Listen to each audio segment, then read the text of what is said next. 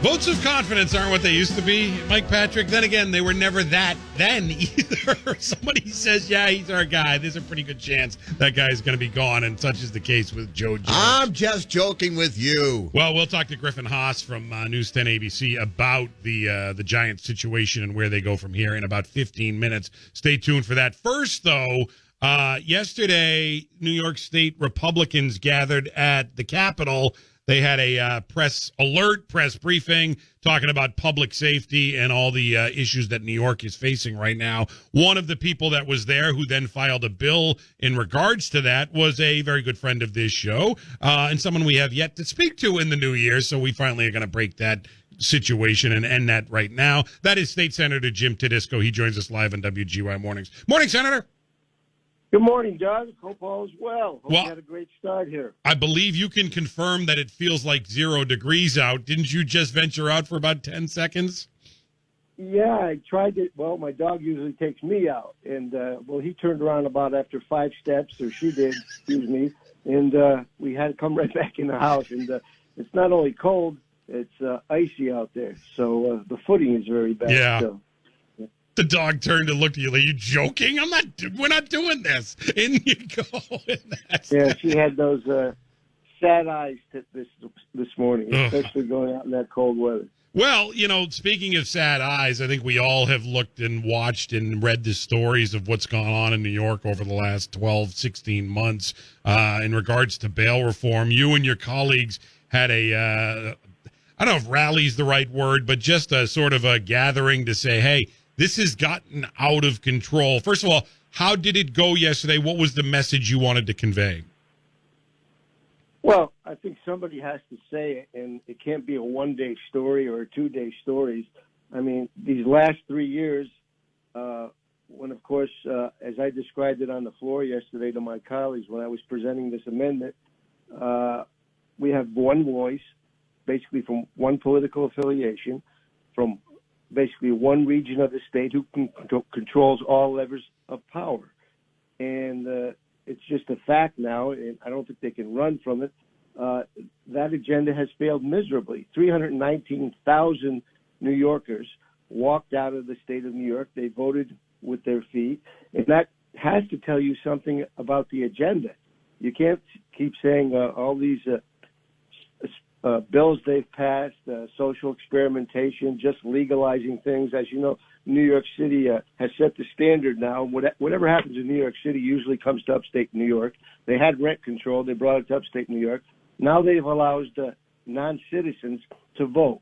You know, how patriotic can you be if you come from another country? You won't become a citizen, but you want to be able to vote in our elections to pick your elected officials. So the case we made yesterday was for one of those reasons, and probably it's the top reason, which has illustrated their agenda has failed over the last 3 years. They've been in total control, is public safety. It's just been a revolving door of danger and disaster. Get out of jail free, catch and release, may be good when you're fishing, but not when you're letting go with criminals. And you can't run away from these numbers. And basically what I said on the floor, you know, when you put this so-called reform in place, this criminal justice so-called reform, I told them, you know, look in the dictionary. There's another word that means deform, and it means not making something work better, making something work worse than it did in the past. And that's exactly what happened. The people they said they were going to protect and help with being discriminated against were those who they said were in neighborhoods of low income and minorities.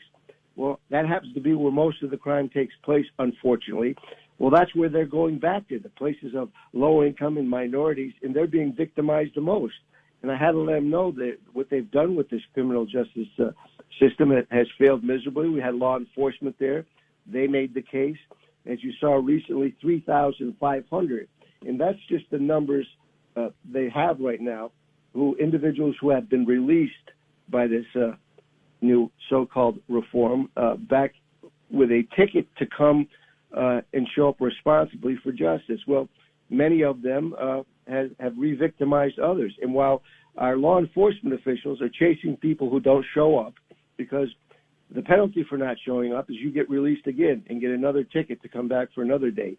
When you break the law, on these laws they say are non-violent now. Muggings, burglaries, carjackings, they're described as non-violent. You get to be released again. And what's happening is our law enforcement is doing double duty. And they're having to rearrest, they're having to go investigate. While they're doing that, the other crimes that are taking place, the innocent, honest, law-abiding citizens, are not being taken care of, they're not being investigated, and they're not receiving justice. Well, also, Senator, while they're doing that, as you saw in New York City, the Manhattan DA, the new Manhattan DA, is knocking down charges, and he did it yesterday, where there's this guy who committed a violent armed robbery, and it has been reduced. And to petty larceny, this stuff is crazy. And, it's not hard to envision a scenario where cops are going to be like, why am I going to do this? Because they're going to do everything they can to coddle this guy once I bring him in, and then they're going to release him anyway.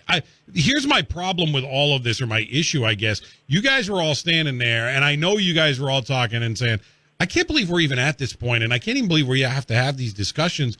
But we do, because it's Albany, and nothing ever seems to change there, and you guys don't have the power. So while everything you said makes sense, is anything going to change in 2022?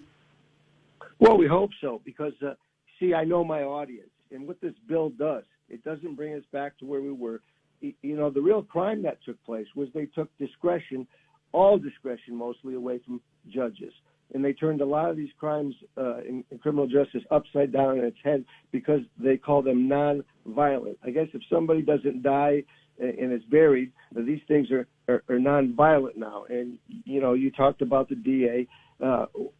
So we put forth so much common sense that I believe their own constituents are going to look at this, whether they're progressives, they're liberal, Democrat, Republican, and it would, in three ways, allow more discretion for our judges.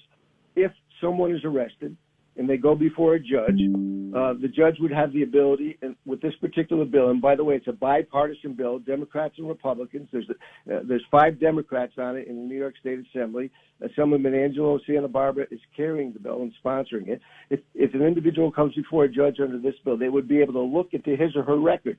If there was a serious felony conviction, arrest, and they had to pay a penalty for that, the judge could evaluate whether they were a danger to themselves or others and take them off the streets. If they broke a law while they were waiting with that ticket they have, that get out of jail ticket to show up for the justice system, and they broke another law while we gave them one bite at the apple, I think everybody understands that fool me once, shame on you. Fool me twice, shame on me. The judge, again, would be able to evaluate if he felt they were a danger to others than themselves, take them off the street, use cash bail.